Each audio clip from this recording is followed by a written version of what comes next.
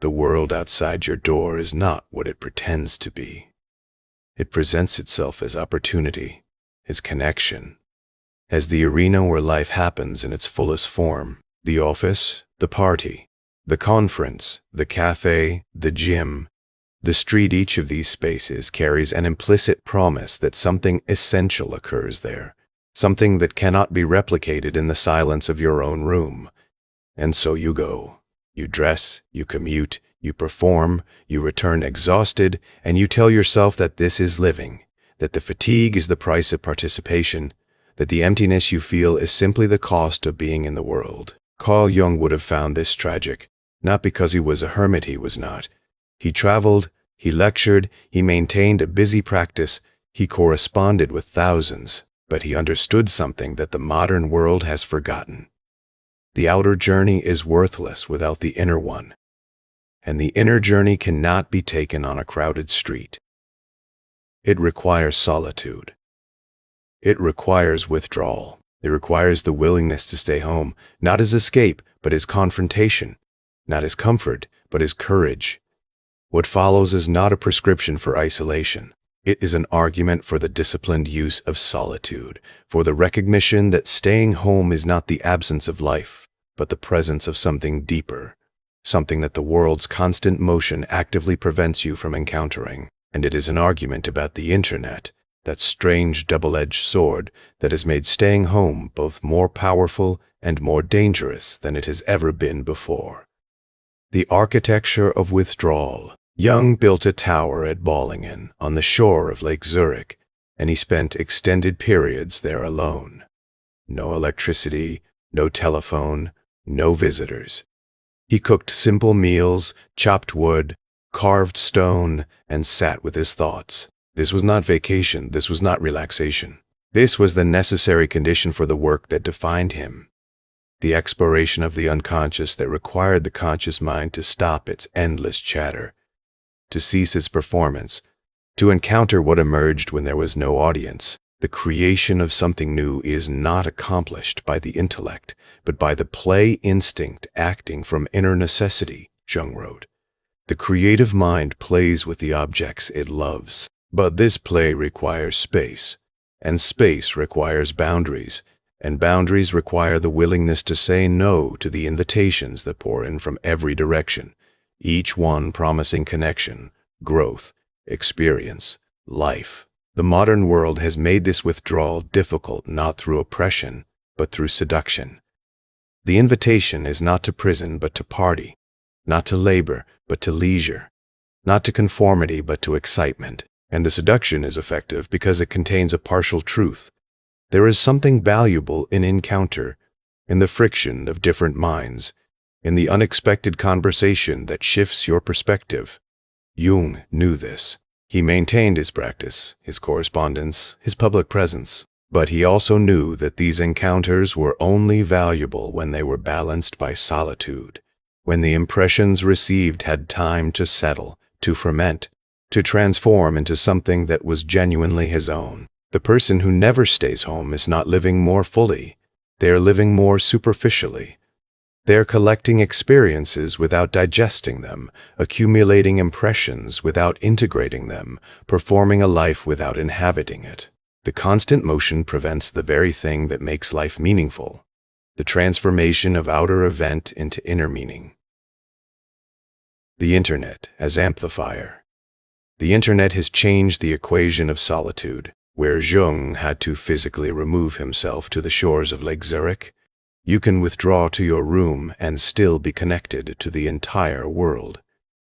This is the double edge. The Internet makes staying home more powerful than it has ever been, and more dangerous. On one edge, the Internet is the greatest tool for self-development ever created. You can access the world's libraries, its universities, its experts, its communities of practice, all from a single screen. You can learn languages, acquire skills, build businesses, create art, find collaborators, all without leaving your room.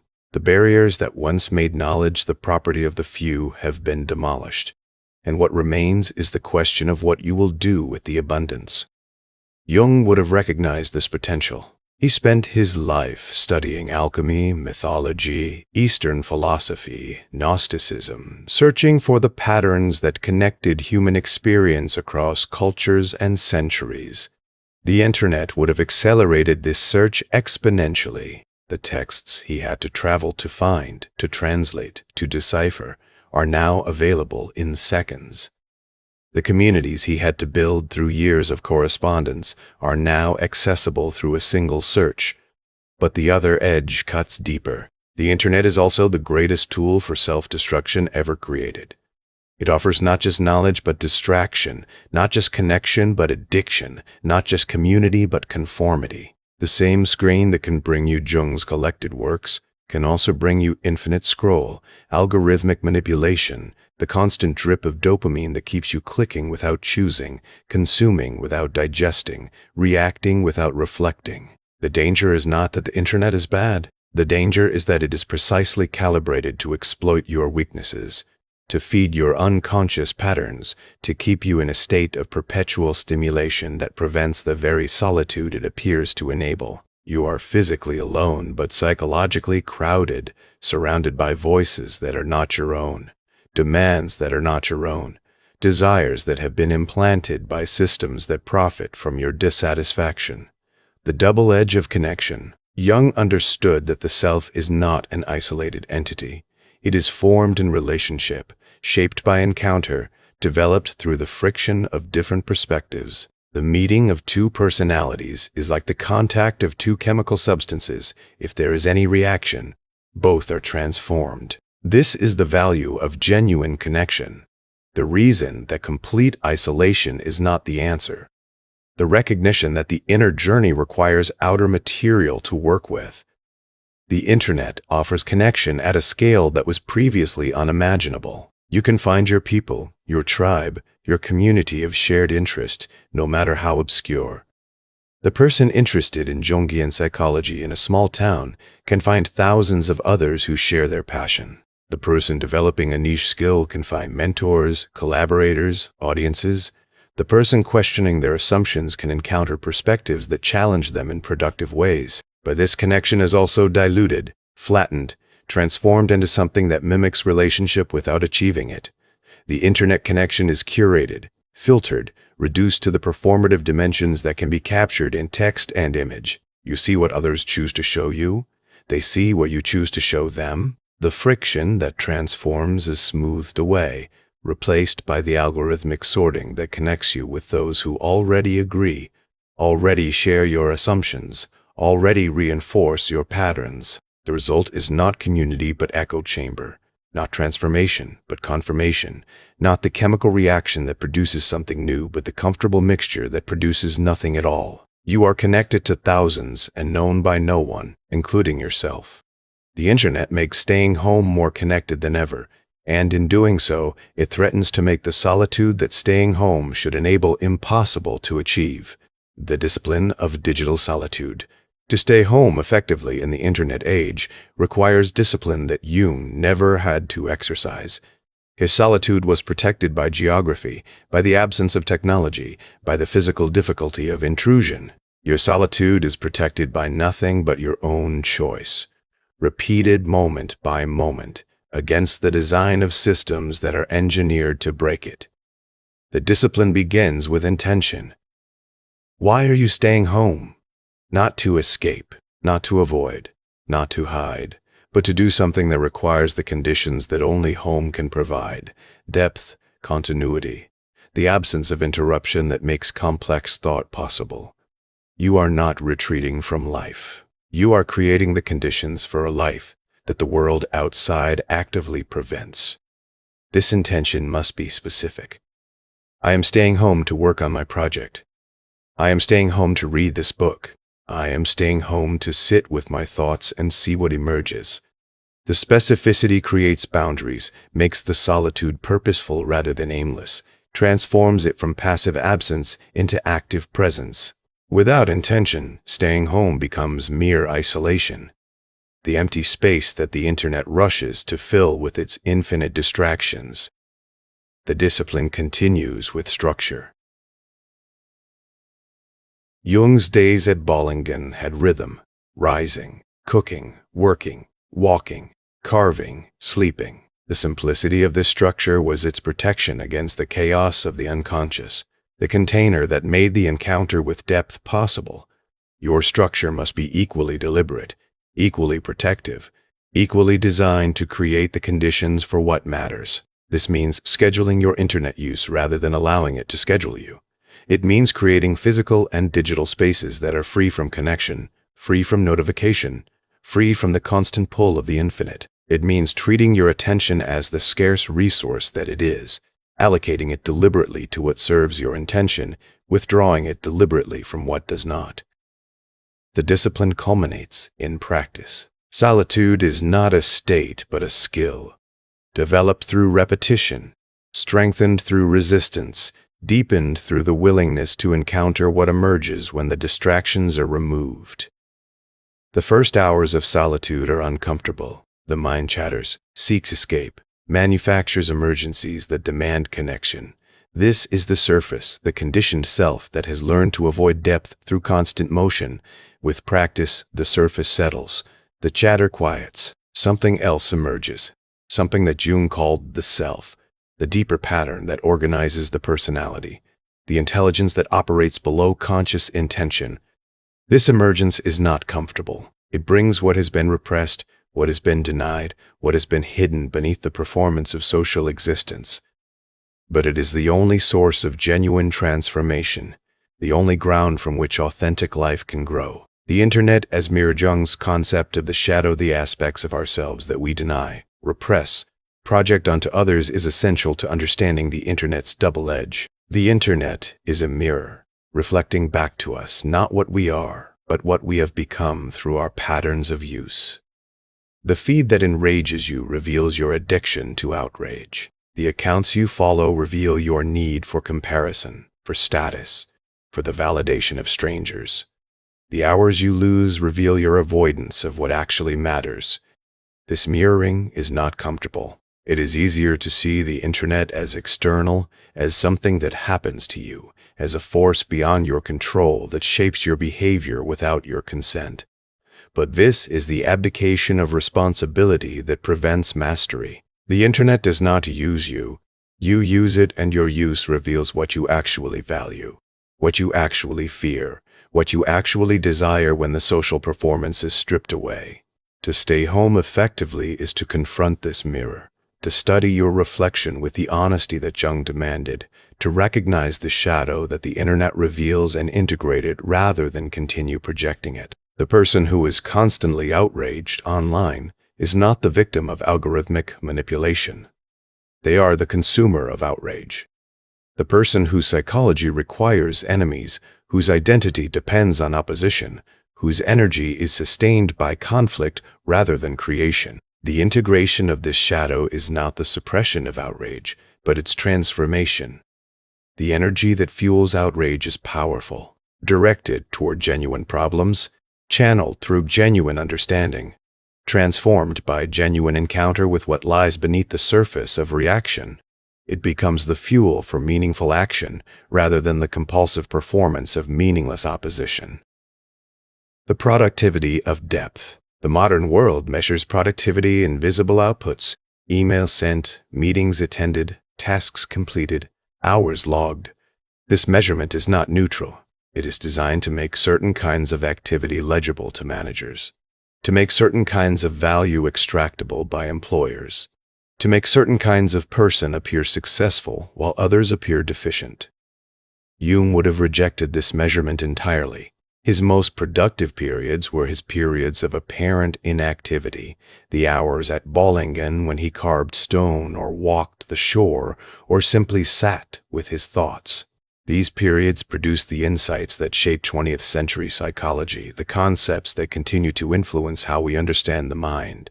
The visible outputs, books, lectures, consultations, were the surface effects of depths that required the conditions of solitude to develop. The internet makes possible a new kind of depth productivity, the creation of value that does not require physical presence, that can be developed in solitude and distributed globally. The writer, the programmer, the designer, the researcher, The artist, each of these can work from home with tools that were previously available only to institutions.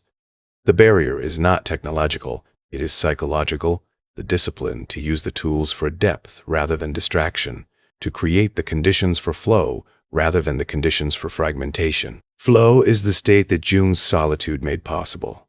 The absorption in activity that is challenging enough to engage full attention, but not so challenging as to produce anxiety. The internet can facilitate flow through access to tools, information, communities of practice, but it can also prevent flow through the constant interruption that its design encourages, the notification that breaks concentration, the tab that offers escape from difficulty, the feed that promises easier stimulation than the work at hand. To stay home productively is to protect flow, to create the conditions that make it possible, to recognize that the internet is a tool for entering flow rather than a substitute for it. This requires the courage to be bored, to sit with the discomfort of not knowing, to persist through the resistance that precedes breakthrough. The internet offers the illusion that this resistance can be bypassed, that there is always an easier path, a quicker answer, a more entertaining distraction. The mastery of staying home is the recognition that this illusion is precisely what prevents the depth that matters. The social cost of withdrawal. Staying home carries a cost that Jung acknowledged and accepted. The person who withdraws is misunderstood, labeled as antisocial, depressed, avoidant, strange. The invitations stop coming. The relationships attenuate.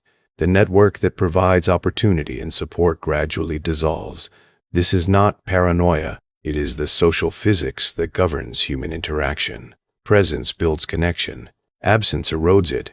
And the person who chooses absence is choosing a path that others cannot follow. Jung's response to this cost was not denial but acceptance. He maintained a core of deep relationships, a family, a circle of colleagues, a correspondence that sustained connection without requiring constant presence. He accepted that his withdrawal limited his social world, and he accepted this limitation as the price of the work that mattered more. The internet changes this calculation but does not eliminate the cost. Digital presence is not equivalent to physical presence, and the relationships sustained primarily through screens lack the depth that physical co-presence provides. The person who stays home, who works remotely, who builds their social world online, must be deliberate about maintaining the connections that matter, about creating the encounters that sustain relationship, about accepting that some connections will be lost and others transformed beyond recognition. The discipline is to use the internet to sustain genuine relationship rather than to substitute for it, to create the conditions for encounter that is meaningful rather than merely frequent. This means video calls with attention rather than multitasking, messages that are composed with care rather than sent in haste, the cultivation of presence even in absence that makes the eventual physical reunion meaningful rather than merely awkward. The integration of opposites. Jung's psychology is built on the integration of opposites, the recognition that wholeness requires the inclusion of what has been rejected. The extrovert must encounter their introversion. The thinker must encounter their feeling. The person of action must encounter their contemplation. The integration is not the elimination of one pole, but the dynamic balance between them. The capacity to move between modes as circumstances require. Staying home is one pole. Going out is the other. The mastery is not in choosing one permanently, but in choosing each deliberately, with awareness of what each provides and what each costs. The person who stays home to avoid anxiety is not integrating solitude, but escaping presence. The person who goes out to avoid self-encounter is not integrating presence, but escaping solitude. Both are partial. Both are driven by fear rather than choice. Both prevent the wholeness that Jung described as individuation. The internet complicates this integration by making it possible to appear integrated while remaining partial. You can be digitally present while physically absent, socially connected while emotionally isolated, professionally productive while personally empty. The appearance of balance masks the reality of imbalance. The performance of wholeness conceals the fact of fragmentation. To master staying home is to use it as one pole in a dynamic balance. To recognize when solitude serves and when it becomes avoidance. to develop the self-awareness that distinguishes genuine withdrawal from fearful escape. This self-awareness is not intellectual. It is embodied, felt, the recognition in your own breathing, your own energy, your own desire for connection or solitude, of what you actually need rather than what you have been conditioned to want. The shadow of the screen. The internet casts a shadow that is rarely acknowledged, the environmental cost of constant connection, the extraction of attention as resource, the transformation of human consciousness into data that feeds systems of control. Jung was deeply concerned with the spiritual crisis of modernity, the loss of meaning that accompanied the rise of scientific materialism, the emptiness that technological progress could not fill. The internet is the culmination of this crisis, the technology that promises connection while delivering isolation, that promises knowledge while delivering information overload, that promises empowerment while delivering surveillance. To stay home in the internet age is to confront this shadow directly, to recognize that the tool that enables your solitude is also the tool that threatens it, that the screen that connects you to the world also separates you from yourself. The confrontation is not rejection. The internet is not evil, any more than any tool is evil, but it is dangerous, and the danger is precisely in its seductive promise that it can solve the problems it creates, that more connection will cure isolation, that more information will cure ignorance, that more stimulation will cure boredom. These promises are lies, and the person who believes them becomes the instrument of their own exploitation. To master staying home is to see through these promises, to use the internet with eyes open to its design, its incentives, its effects on attention and consciousness and relationship. This seeing is not paranoia, but clarity, the recognition that systems have interests and that their interests are not necessarily yours. The algorithm does not want your fulfillment. It wants your engagement. The platform does not want your connection. It wants your data. The feed does not want your understanding. It wants your reaction. The return to the world Jung's solitude was always temporary, always in service of return. He went to Bollingen to gather what he needed, then returned to Zurich to teach, to practice, to engage with the world that his insights could transform. The withdrawal was not escape, but preparation, not rejection, but renewal. The gathering of resources that made effective presence possible. The mastery of staying home follows the same rhythm. The solitude enables the encounter with depth, the integration of shadow, the development of capacities that require protection from interruption. But these capacities are not ends in themselves. They are means to presence, to contribution, to the transformation of the world that can only happen through engagement with it. The internet makes this return more complex. You can remain physically withdrawn while digitally engaged, can maintain the appearance of presence while preserving the reality of solitude, can contribute to the world without ever encountering it directly. This is not necessarily wrong. Some contributions require nothing more than the transmission of ideas, the creation of artifacts, the development of tools that others will use. But it is incomplete. The substitution of one dimension for the full range of human encounter. The integration is to use solitude to develop what must be developed, then to return with what has been developed, to test it against reality, to allow it to be transformed by encounter, to recognize that the inner journey requires outer confirmation, and the outer journey requires inner preparation. The person who stays home forever has not mastered solitude, but been captured by it. The person who returns without preparation has not mastered presence, but been overwhelmed by it. The ultimate solitude. Jung's final years were spent increasingly at Bollingen, the tower becoming his primary residence, the world receding as he approached death. This was not failure. This was the natural trajectory of a life that had always valued depth over breadth, integration over accumulation, meaning over motion. The return to solitude at the end of life is not escape, but completion. The recognition that what matters has been internalized, that the outer journey has served its purpose, that the final encounter is with the self that solitude alone reveals.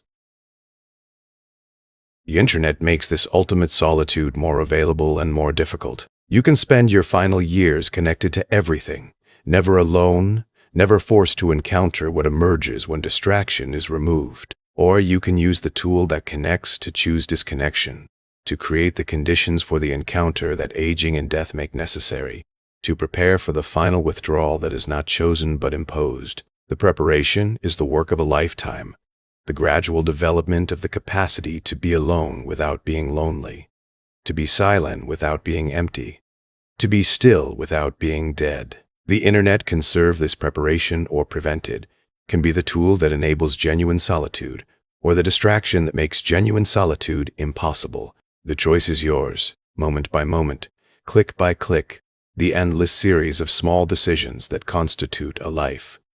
The double edge, wielded. The internet is the double-edged sword of our age, and like all double-edged swords, it cuts both ways regardless of your intention. The question is not whether to use it, but how to use it, whether to wield it deliberately or be wounded by it unconsciously, whether to make it serve your purposes or become servant to its purposes. Staying home is the arena where this choice is made most directly, where the absence of external structure makes your own structure visible, where the lack of imposed demands reveals what you actually choose when no one is watching. The person who stays home and masters the internet becomes more powerful than the person who wanders the world without direction, more connected than the person who attends every event without attention, more productive than the person whose motion substitutes for meaning. But the person who stays home and is mastered by the internet becomes less than the person who goes out, more isolated than the hermit, more distracted than the busiest office worker, more empty than the most conventional life. The solitude that should enable depth becomes the prison that prevents it. The connection that should enable relationship becomes the substitute that destroys it. The information that should enable wisdom becomes the overload that prevents it. The difference is not the tool, but the hand that wields it. Not the environment, but the consciousness that inhabits it. Jung's solitude at Bollenden was powerful because Jung was powerful, because he had developed the discipline, the intention, the self-awareness that made solitude productive rather than destructive. Your solitude is powerful to the extent that you have developed these same capacities, that you bring to your room the same intentionality that Jung brought to his tower. The choice before you. You are reading this in a room, probably alone, certainly connected to the infinite through the screen in front of you. The choice before you is not whether to stay home or go out, whether to use the internet or reject it, whether to be connected or isolated. The choice is whether to do any of these things deliberately, with awareness, with the intention that transforms motion into meaning. Jung's psychology is not a system to be applied, but a mirror to be consulted, a way of seeing that reveals what is usually hidden, an invitation to encounter yourself with the honesty that makes change possible. The encounter happens in solitude, in the space that staying home creates, in the silence that the internet can either preserve or destroy. Stay home. Not always, not forever, but deliberately, when depth is required, when integration is needed, when the noise of the world prevents the signal that only silence can carry. Use the internet, not passively, not addictively, but deliberately, when it serves your intention, when it connects you to what matters, when it creates the conditions for the work that only you can do. The double edge cuts both ways. The master chooses which way it cuts. The master stays home not to escape the world, but to prepare for it, not to avoid life, but to enable it, not to hide from the self, but to encounter it fully, completely, without the performance that presence requires. This is the best thing you can do. Not because it is easy, because it is necessary. Because the world outside will continue to demand, to seduce, to consume, and the only defense is the self that solitude builds. The only response is the contribution that depth enables. The only life is the one that you choose rather than the one that chooses you. Stay home, master the double edge, become what you might be.